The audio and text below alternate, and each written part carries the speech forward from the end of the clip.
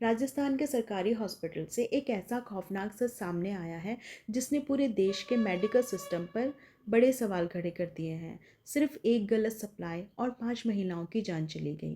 राजस्थान कोटा के new medical college और जेके Leone hospital में डिलीवरी के दौरान ज़्यादा खून बहने से 5 महिलाओं की जान चली गई। डिलीवरी के दौरान जब ज़्यादा खून बहता है तो उस कंडीशन को हम पीपीएच कहते हैं। और पीपीएच को रोकने के लिए जो मेन मेडिसिन यूज़ होती है वो है इंजेक्शन ऑक्सीटोसिन। इसी तरह इन महिलाओं को भी पीपीएच को रोकने के लिए इंजेक्शन ऑक्सीटोसिन लगाया गया, लेकिन उस इंजेक्शन का असर इन पे नहीं हुआ। और हो सकता है पेशेंट को ज़्यादा ब्लीडिंग होने के कारण पेशेंट शॉक में चली गई हो, या फिर उसके और भी बहुत सारे ऑर्गन फेल हो गए हों और उनकी जान चली गई।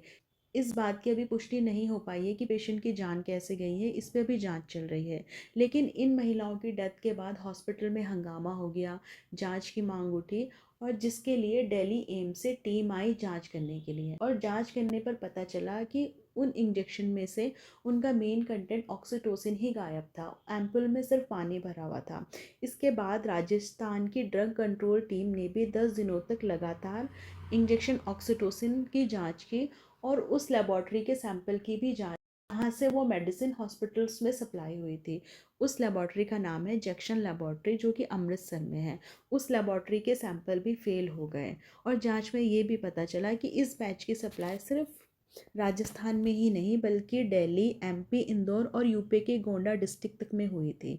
फिलहाल राजस्थान में इस पूरे बैच को बैन कर दिया है। लेकिन मेन सोचने वाली बात है कि दवाइयों में मिलावट करना सिर्फ लापरवाही नहीं है बल्कि ये सीधा मर्डर है। क्योंकि लापरवाही तो लोग इसलिए कर रहे हैं ताकि उनका बेनिफिट हो, लेकिन इससे किसी और इंसान की जान जा रही है। उन 5 महिलाओं की जान चली गई तो मतलब जो उनका परिवार है वो ही जानता होगा कि उन पे क्या गुजर रही है।